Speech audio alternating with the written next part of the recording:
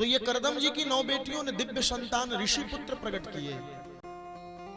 अब पिता का कर्तव्य पूर्ण करके भगवान की आज्ञा पालन के लिए करदम जी बन गए और तपस्या करने लगे। घर में केवल माता देवहूति और बेटा कपिल देव भगवान बचे हैं।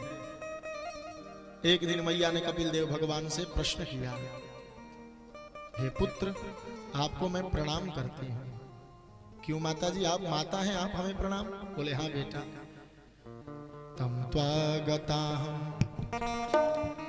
शरणं शरण्यं स्वभृत्य संसार तरो कुठारं जिज्ञासयाहं प्रकृतेः पुरुषस्य नमामि सद्धर्म विदां वरिष्ठम। हे वरिष्ठ, हे सदधर्मों को जानने वाले कपिल देव, आपके चरणों में बार बार प्रणाम करती हूँ। एक अज्ञान में फंस गई हूँ। कैसा अज्ञान?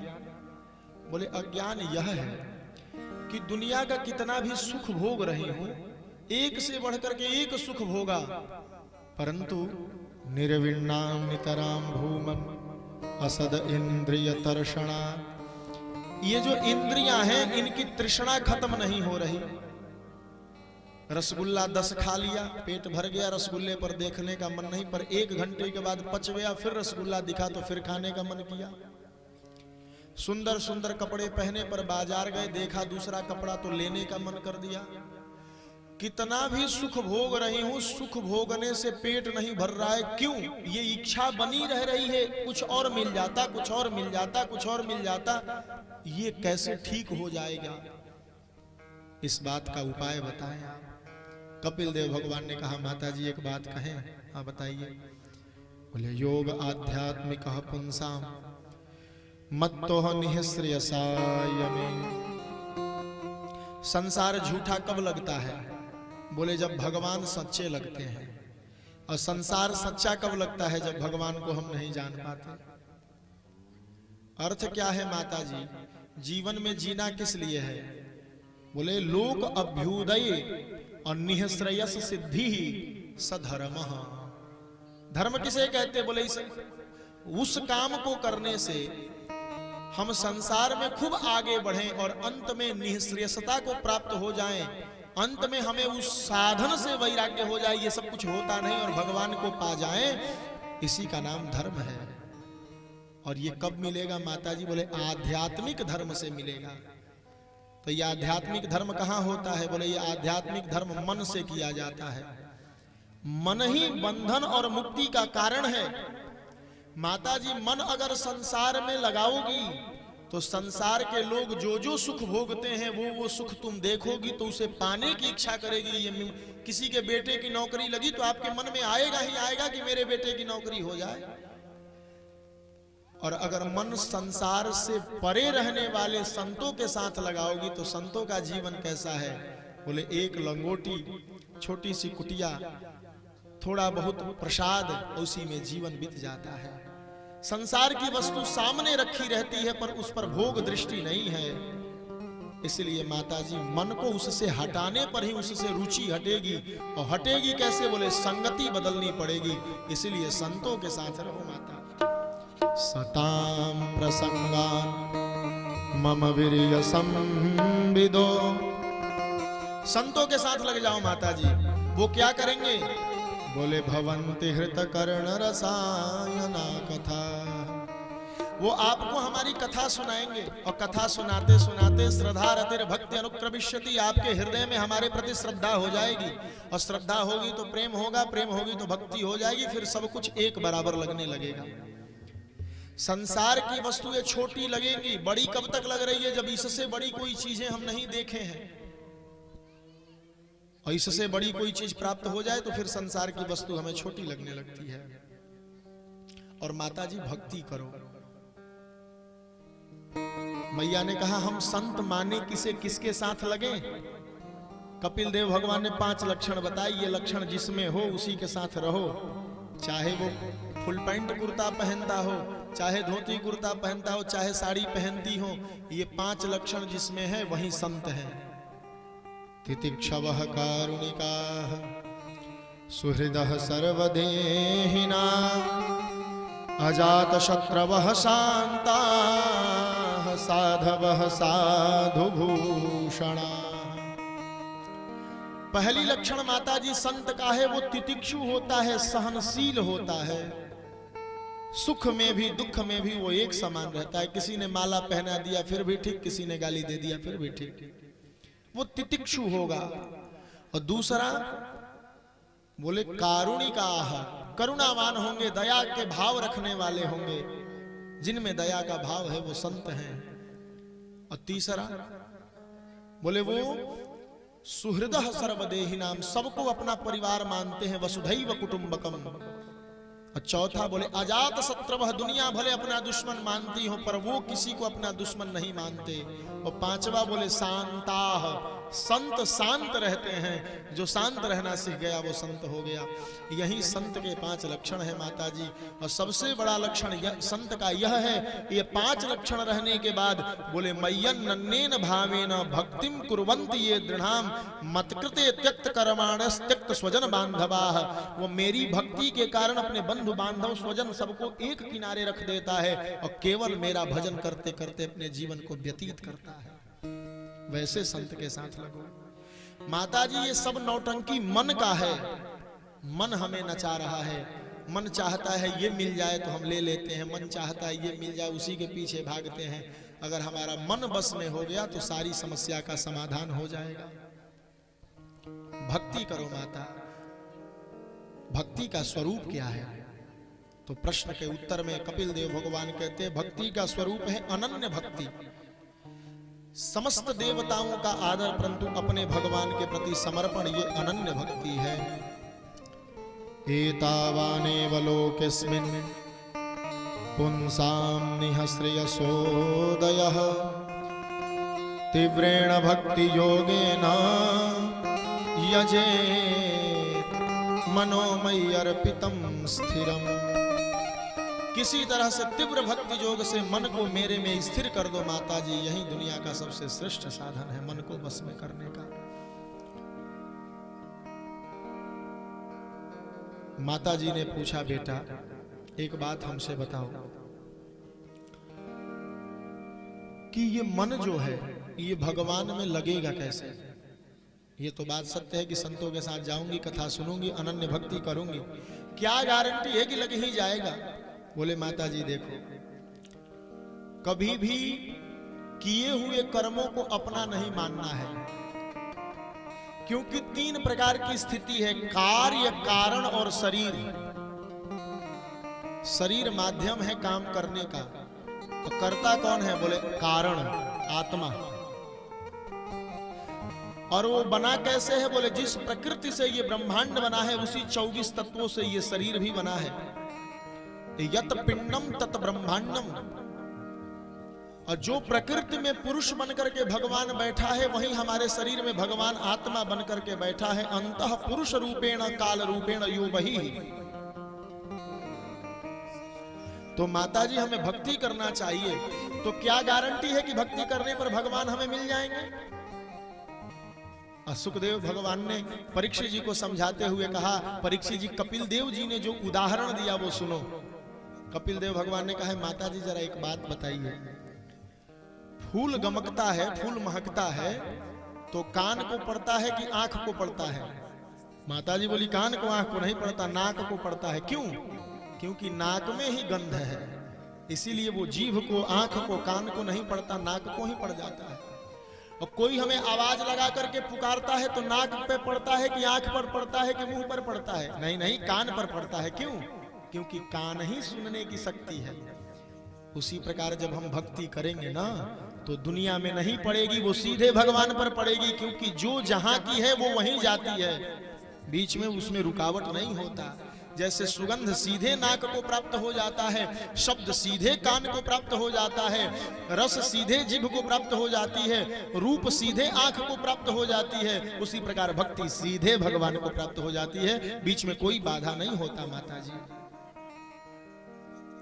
और यही अनन्य भक्ति करे। माता जी, हमारे शरीर में जो ज्ञानेंद्रिय है मैया, वह बुद्धि है, और जो कर्मेंद्रिय है वो प्राण है। और मन चित्त बुद्धि अहंकार के अलग अलग अधिष्ठाता हैं, अलग अलग उपास्य हैं। मन का विषय है संकल्प करना, बुद्धि का विषय है निश्चय करना, चित्त का विषय है चिंतन करना, और अहंकार का विषय है अभिमान करना। वही व्यक्ति फंस जाता है अहंकार में।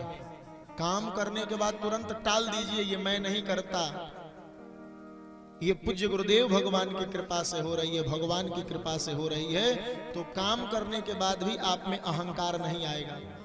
मैया ने पूछा, एक बात बताइए, जिस प्रकृति के द्वारा काम किया जा रहा है, जिस मन चित्त बुद्धि अहंकार के द्वारा काम किया जा रहा है, उसी मन चित्त बुद्धि अहंकार के द्वारा काम से अलग कैसे हुआ जा सकता है? बोले, माता जी एक बात बताऊं, जैसे माचिस की तिल्ली जला करके और न फेंकी जाए तो वही तिल्ली हाथ को जला देती है, उसी प्रकार कर्म करने के बाद अगर ये न कहा जाए कि मैंने नहीं किया और मैंने किया कह दिया जाएगा, तो वह कर्म ही, वह अहंकार ही हमारे नाश का कारण बन जाता है। और माता जी, मन को अष्टांग योग से धीरे धीरे साधिए। ये अष्टांग योग क्या है? बोले, यम नियम आसन प्राणायाम प्रत्याहार धारणा ध्यान समाधि। यम किसे कहते हैं? बोले, यम करने वाला व्यक्ति किसी को अकारण कष्ट नहीं देता, चोरी नहीं करता, और जितने वस्तु की जरूरत है उससे अधिक अपने पास रखता नहीं है। यह यम है। और नियम क्या है? बोले, ब्रह्मचर्य रहता है, तपस्या करता है, पवित्र रहता है, पूजा पाठ करता है, श्रेष्ठ जनों का आदर करता है, कुछ पढ़ता लिखता है। ये नियम है। आसन जीतना सीखिए, धारणा बनाइए, भगवान के मुस्कुराते चेहरे का ध्यान कीजिए।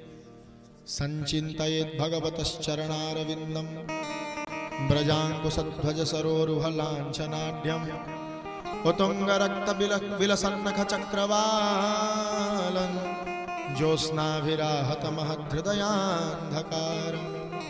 और माता जी, धीरे धीरे धीरे धीरे ध्यान करते करते समाधिस्थ हो जाइए। समाधि किसे कहते हैं? बोले, देहोपि देववसगः खलु कर्म यावत् स्वारंभकं प्रति समीक्षत एव सासुः तं सप्रपञ्चमधिरूढ समाधियोगः स्वाप्नं पुनर्न भजते प्रतिबद्धवस्तुः। समाधि का अर्थ है, चाहे हम जहां हैं पर ध्यान भगवान में है। जैसे एक दुधमुहा बच्चा जन्म लिया, 3-4 महीने का है, मैया दूध पिला करके पालने में सुला दी है और घर का काम करने चली गई। मैया बर्तन धो रही है पर एक ध्यान बच्चे पर है। जैसे ही रोएगा बर्तन छोड़ करके माता बच्चे की ओर भाग जाती है। इसी का नाम समाधि है। कर से कर्म करहि विधि नाना, मन राखे जहाँ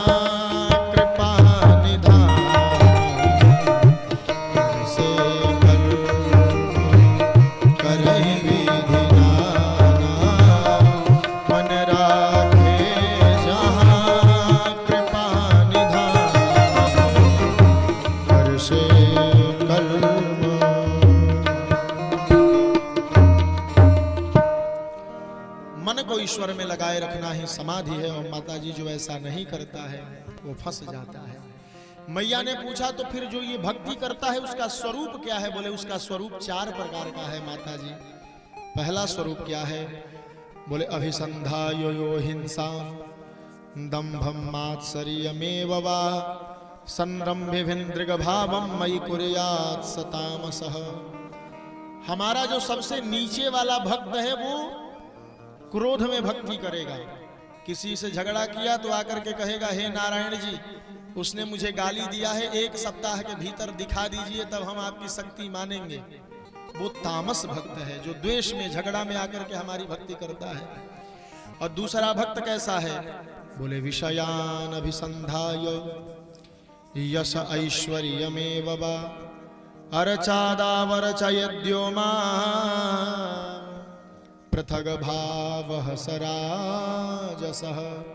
दूसरा प्रकार का भक्त है कि धन हो जाए, बेटा हो जाए, नौकरी हो जाए, घर बन जाए, मकान बन जाए, जमीन हो जाए, इसके लिए हमारी मूर्ति का पूजा करता है। वो हमारा दूसरा भक्त है, राजस भक्त।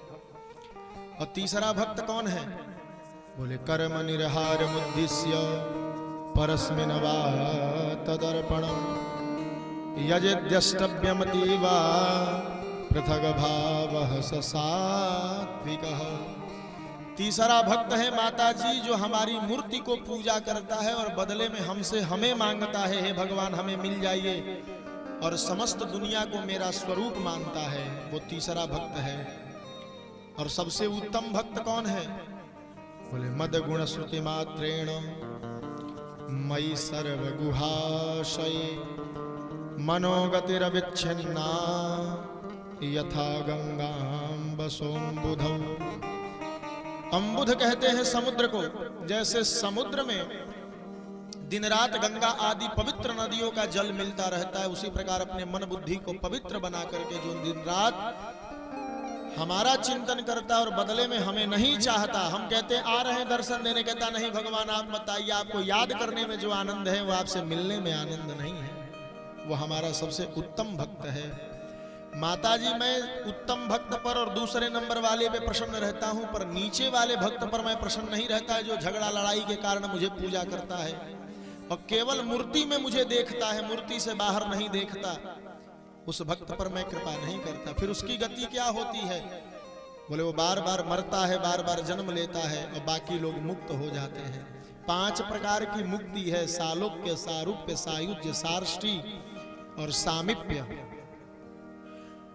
और जैसे शिव जी सती जी के मरने के बाद सती जी के सिर की माला, मुंड माला धारण करते हैं, भगवान कह रहे हैं मैया जो भक्त निर्लेप हो जाता है, निर्मोह हो जाता है, निरहंकारी हो जाता है, उसी भक्त को मैं अपने कौस्तुभ मणि की माला में मणि बना करके धारण करता हूं, वही हमारा सामीप्य मुक्ति है।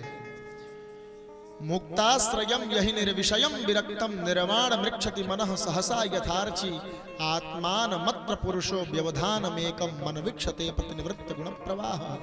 माता जी मैं उसका माला बना लेता हूं और कौस्तुभ मणि जो मेरी माला है उसकी एक एक मणि वो मेरे निर्लेप, निरहंकारी, निर्मोही भक्त ही है, कोई दूसरा नहीं है।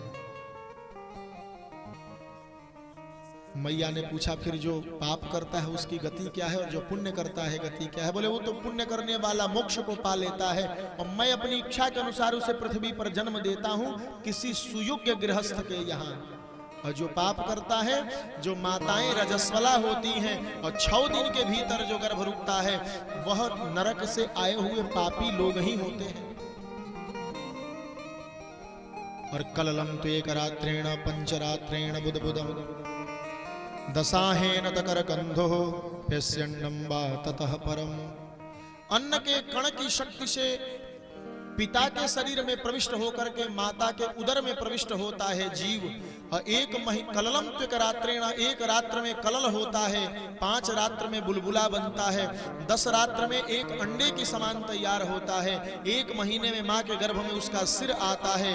मासेन तु शिरोद्वाभ्याम बाह्वग्र्यांद्यंग विग्रह नखलो मास्त चरमाणी लिंग छिद्रोद्भव स्त्रिभिः। और तीसरे महीने में नख, चमड़ा और लड़का है कि लड़की, ये तीसरे महीने में बोध हो जाता है। और प्राप्ते तो सप्तमे मासे, 7वें महीने में वो गति उसके पास प्राप्त हो जाती है। 5वें महीने में भूख प्यास से व्याकुल होकर के माता जो खाती है उसको वो पेट में बैठा बैठा खाता है। और 10वें महीने में वो भगवान की स्तुति गाता है, प्रभु कई जन्मों से भटक रहा हूं, अब संसार में जाने का मन नहीं कर रहा। तब तक प्रसूति वायु धक्का देती है और माँ के गर्भ से बाहर जन्म ले लेता है। और बाहर आते ही चकित हो जाता है, ये मैं कहाँ आ गया, क्योंकि मरते समय और जन्म लेते समय कई जन्मों की बातें याद आती है। जब जीव मरने लगता है तो उसकी बोली बंद हो जाती है। क्यों? क्योंकि वो आगे का कर्म देखता है, मैंने जीवन में जो किया है वो आगे अब नरक भोगूंगा कि स्वर्ग भोगूंगा। इस दृश्य को देख करके जीव चकित हो जाता है और बोल नहीं पाता। उसी प्रकार जब बालक माँ के गर्भ से बाहर आता है तो गर्भ में उसे कई जन्मों का चरित्र दिखाई देता है। बाहर आने पर सब सन्नाटा हो जाता है और रोने लगता है, मैं कहाँ आ गया, कहाँ आ गया, कहाँ आ गया। मैया कहती अब तो सुखी हो गया, माँ के गर्भ से बाहर आ गया। बोले बिल्कुल सुखी नहीं हुआ, अब प्रतिकूल स्थिति हो गई। कभी दूध के लिए रोता है तो मैया समझती है खटमल काट रहा है, और कभी खटमल काटने पर रोता है तो मैया समझती है दूध के लिए रो रहा है। तो दूध के लिए रोने पर खाट से उठा लेती है और खटमल के लिए रोने पर जबरदस्ती दूध देती है। इच्छा के विरुद्ध काम होता है। और फिर पुनः दरिद्र पुनरेव पापी, बार बार गरीब होता है, बार बार पाप करता है, बार बार नरक जाता है। इसलिए माताजी संसार के कल्याण का एकमात्र मार्ग है, किसी प्रकार चाहे जैसे हो मन भगवान में लग जाए। तस्मात् केनापि पायेन मनः कृष्णम निवेशयेत्। और माताजी जो लोग दिन रात पूजा पाठ करते रहते हैं उनकी भी दो गति है। जो लोग भगवान का मान करके पूजा करते हैं वो तो अर्चिरादि प्रकाशित मार्ग से भगवान के धाम को जाते हैं, और जो लोग कभी इस देवता की, कभी उस देवता की, कभी पितरगणों की, कभी भूत की, कभी प्रेत की पूजा करते रहते हैं, तो कभी इस डाल पे कभी इस डाल पे, तो गति तो उनकी भी होती है क्योंकि वो धर्म ही किए रहते हैं, परंतु वो धुंधुले मार्ग से, धूम मार्ग से जाते हैं, और हमें प्राप्त होने में उनको कई जगहों पर रुकना पड़ता है। परंतु जो अनन्य भक्ति से हमारा भजन करता है वो अर्चिरादि मार्ग से हमें सीधे प्राप्त हो जाता है। मैया एक बात बताओ, तुमने क्या समझा? हाथ जोड़ करके देवहूति माता स्तुति करने लगी, हे प्रभु आप साक्षात भगवान हो। वंदे विष्णुम कपिलम वेद गर्भम, हे कपिल देव भगवान आप साक्षात विष्णु, आपके चरणों में प्रणाम है। मैंने यही समझा, संसार में आए हो तो भजन करना है, अब बिना भजन का कल्याण नहीं है, बिना भजन का कल्याण नहीं हो सकता। और माताजी ने अष्टांग योग की साधना की और सिद्धिदा नामक नदी बनकर के प्रवाहित हो गई। कपिल देव भगवान वहां से उठकर के गंगा सागर में जाकर के विराजमान हो गए। आज भी लोग गंगा सागर जाकर के कपिल देव भगवान का दर्शन करते हैं। बोल कपिल देव भगवान की जय। मनु महाराज की मझली बेटी देवहूति का वंश विस्तार रहा। बड़ी बेटी आकुति है जिनका विवाह रुचि प्रजापति के साथ हुआ और भगवान यज्ञ नारायण श्री दक्षिणा देवी के साथ प्रकट हुए। इसीलिए यज्ञ में दक्षिणा का महत्व है। बिना दक्षिणा का यज्ञ पूर्ण नहीं होता, क्योंकि यज्ञ नारायण की पत्नी का नाम दक्षिणा देवी है। 12 पुत्र हुए, तोष प्रतोष संतोष इत्यादि। तीसरी बेटी प्रसूति है। प्रसूति का विवाह हुआ दक्ष प्रजापति के साथ। 16 कन्याएं हुई, जिनमें से 13 कन्याओं का विवाह धर्म के साथ हुआ, और धर्म की मूर्ति नामक कन्या से भगवान नर नारायण प्रकट हुए। बोल नर नारायण भगवान की जय। 14वीं बेटी का नाम स्वाहा है, उनका विवाह अग्नि देवता के साथ हुआ। 15वीं बेटी का नाम स्वधा है, उनका विवाह पितरों के साथ हुआ। और 16वीं बेटी का नाम सती है, जिनका विवाह शिव जी के साथ हुआ। सबका वंश विस्तार हुआ, पर सती जी का वंश विस्तार नहीं हुआ। क्यों नहीं हुआ? बोले शिव जी में और प्रजापति दक्ष में झगड़ा हुआ और सती को शरीर जलाना पड़ा। झगड़ा कैसे हुआ? बोले प्रजापति के अध्यक्ष पद पर प्रतिष्ठापित हुए प्रजापति दक्ष, और सम्मानित करने के लिए प्रयागराज में सभा रखी गई, और सम्मान सभा में सब लोग उपस्थित थे। जब प्रजापति दक्ष प्रवेश किए तो सब तो खड़े हुए, पर ब्रह्मा जी और शिव जी नहीं खड़े हुए। शिव जी सती मैया से कह रहे हैं, मैं क्यों खड़ा नहीं हुआ देवी? सत्वं विशुद्धं वसुदेव संविदितं यदीयते तत्र पुमान पावृतः। हे सती, मैंने आपके पिता को प्रणाम क्यों नहीं किया? क्योंकि देह को प्रणाम करना ये तामसी गुण है, राजसी गुण है। सच्चाई क्या है? बोले गुहास याई वन देह मानिने। सच्चाई तो यह है, प्राज्ञै परस्मै पुरुषाय चेतसा। वह परम पुरुष जिनकी प्राज्ञा शक्ति जिन्हें प्राप्त है, वो प्रत्येक व्यक्ति के अंतर्यामी ईश्वर भगवान को ही प्रणाम करता है। इसीलिए आप विचार करेंगे, व्याकरण में नमः स्वस्ति स्वाहा स्वाधा अलम वसट जोगाच, नमः शब्द के अर्थ में चतुर्थी विभक्ति का प्रयोग किया जाता है। आप देखेंगे पंडित जी घर में पूजा करवाने आएंगे तो कहेंगे श्री गणेशाय नमः, विष्णवे नमः, चतुर्थी विभक्ति लगेगी। चतुर्थी क्यों? हिंदी व्याकरण से समझ लें, कारक प्रकरण में चतुर्थी विभक्ति को संप्रदान कहते हैं, और संप्रदान को के लिए होता है। कर्ता ने कर्म को कर्ण से संप्रदान को के लिए। और चतुर्थी विभक्ति का अर्थ जैसे श्री कृष्णाय नमः, तो दोनों अर्थ होगा, श्री कृष्ण को प्रणाम है या श्री कृष्ण के लिए प्रणाम है। चतुर्थी का दोनों अर्थ है, संप्रदान को के लिए। तो अंतर्यामी ईश्वर को प्रणाम है, अर्थात श्री कृष्णाय नमः, श्री कृष्ण को प्रणाम है। या फिर शरीर को प्रणाम कर रहा है व्यक्ति फिर भी श्री कृष्णाय नमः, तो श्री कृष्ण के लिए प्रणाम है। चतुर्थी का ही प्रयोग इसीलिए किया गया क्योंकि इसका अर्थ दोनों होता है, को और के लिए, संबंध भी दिखाता है और कर्म कारक भी दिखाता है चतुर्थी। उन्होंने कहा मैं प्राज्ञा पुरुष मान करके प्रणाम किया, पर वो तो तमोगुणी ठहरे, वो समझ नहीं पाए, हमारा अपमान किया भरी सभा में और नियम लगा दिया यज्ञ में शिव जी को भाग न दिया जाए, और यज्ञ करवा रहे हैं। सती कह रही है मैं यज्ञ में जाऊंगी, शिव जी कह रहे हैं यदि ब्रजिष्यति हाय मदवचो भद्रम भवत्या न ततो भविष्यति संभावितस्य स्वजनात् पराभवो यदा स सद्यो मरणाय कल्पते। हे सती, अगर मेरी बात की अवज्ञा करके तुम जाओगी तो तुम्हारे साथ कल्याण नहीं होगा। और सती जी शिव जी की अवज्ञा करके चली गई हरिद्वार में। सादर भल ही मिली एक माता, भगिनी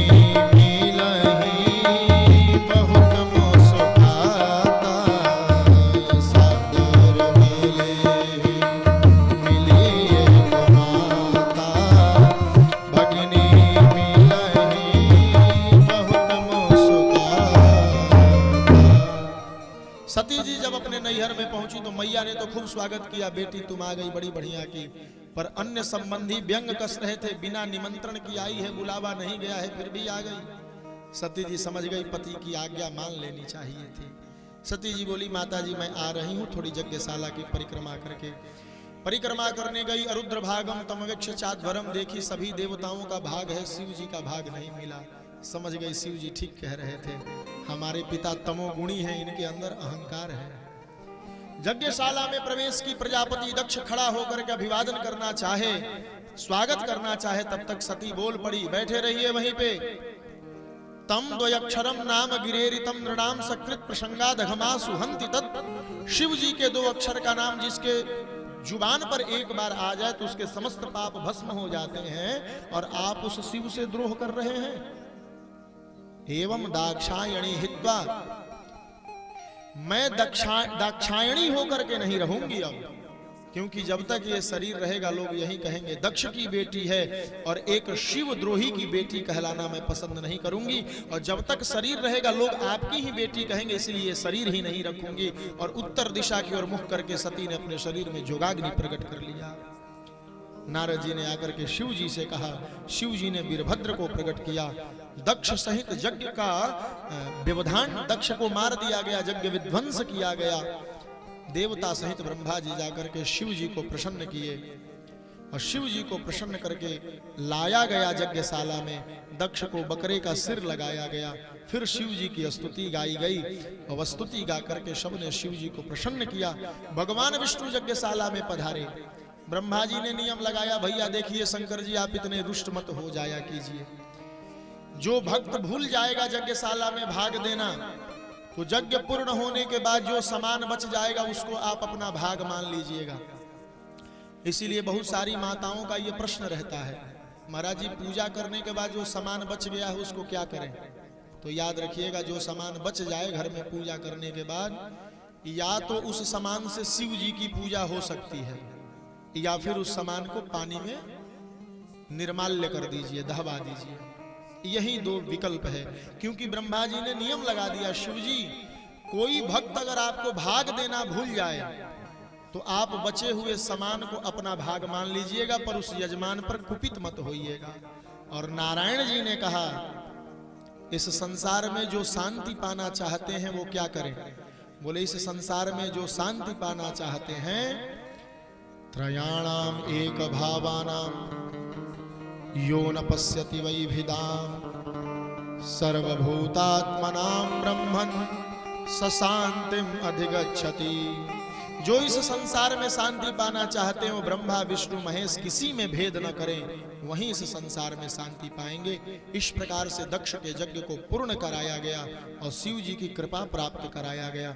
इस प्रकार मनु शतरूपा जी के 3 बेटियों का वंश आपके सामने निवेदन किया गया। 2 बेटे हैं, प्रियव्रत जी और उत्तानपाद जी। उत्तानपाद जी के यहाँ भक्त प्रवर श्री ध्रुव जी का प्राकट्य हुआ है। तो ध्रुव जी के चरित्र को हम कल श्रवण करेंगे। समस्त त्रुटियों पर क्षमा याचना करते हुए भगवान श्री हरिओम पूज्य गुरुदेव भगवान जी के चरणों में वाक्य पुष्पांजलि समर्पित करते हुए आइए कीर्तन गाएं और आरती दर्शन करके आज के सत्र को विराम दें। भज गोविंद गोविंद गोपाला, भज गोविंद गोविंद गोपाला, भज गोविंद गोविंद गोपाला, भज गोविंद गोविंद गोपाला। मेरा मुरली मनोहर नंद लाला, मेरा मुरली मनोहर नंद लाला, श्री राधा का सावरिया नंद लाला, श्री राधा का सावरिया नंद लाला।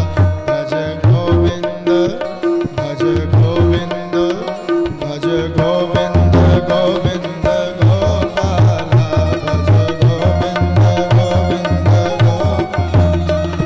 मीरा ने तुझे पुकारा है, मीरा ने तुझे पुकारा है, तूने आकर दिया सहारा है, तूने आकर दिया सहारा है। और पी गई विष से भरा प्याला, और पी गई विष से भरा प्याला। भज गोविंद भज गोविंद भज गोविंद गोविंद गोपाला, भज गोविंद गोविंद गोपाला। द्रौपदी ने तुझे पुकारा है, द्रौपदी ने तुझे पुकारा है, तूने आकर दिया सहारा है, तूने आकर दिया सहारा है। और साड़ी बन गए नंद लाला, और साड़ी बन गए नंद लाला। भज गोविंद भज गोविंद भज गोविंद गोविंद गोपाला, भज गोविंद गोविंद भज गोविंद गोविंद गोपाला, भज गोविंद गोविंद गोपाला, भज गोविंद गोविंद भज गोविंद गोविंद गोपाला, भज गोविंद गोविंद गोपाला। बहुल भक्त वत्सल भगवान की जय। श्रीमद् भागवत महापुराण की जय। सद्गुरुदेव भगवान की जय। ओम चंद्रमा मनसो जात चक्षुः सूर्यो वजायत, श्रोत्राद्वायुष प्राणश्च मुखादग्निरजायत। श्री भागवत भगवान की है आरती, पापियों को पाप से है तारती। श्री भागवत भगवान की है आरती, पापियों को पाप से है तारती। ये अमर ग्रंथ ये मोक्ति पंथ ये पंचम वेद निराला, नव ज्योति जगाने वाला। ये अमर ग्रंथ ये मोक्ति पंथ ये पंचम वेद निराला, नव ज्योति जगाने वाला।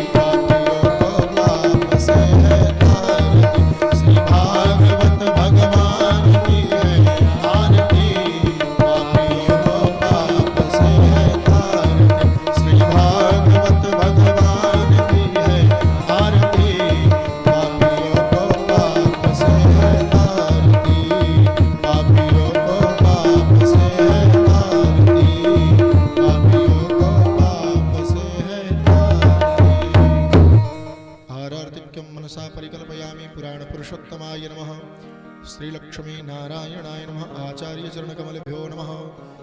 मंत्र पुष्पांजलिं हरिः ओम। शांति शांति शांति। बोलिए श्री लक्ष्मी नारायण भगवान की जय। श्री लक्ष्मी वैकुंठनाथ भगवान की जय। श्री सीतारामचंद्र भगवान की जय। श्री राधा कृष्ण चंद्र भगवान की जय। श्रीमद्भागवत भगवान की जय। यज्ञ पुरुष भगवान की जय। श्री वेदव्यास भगवान की जय। श्री शुकदेव भगवान की जय।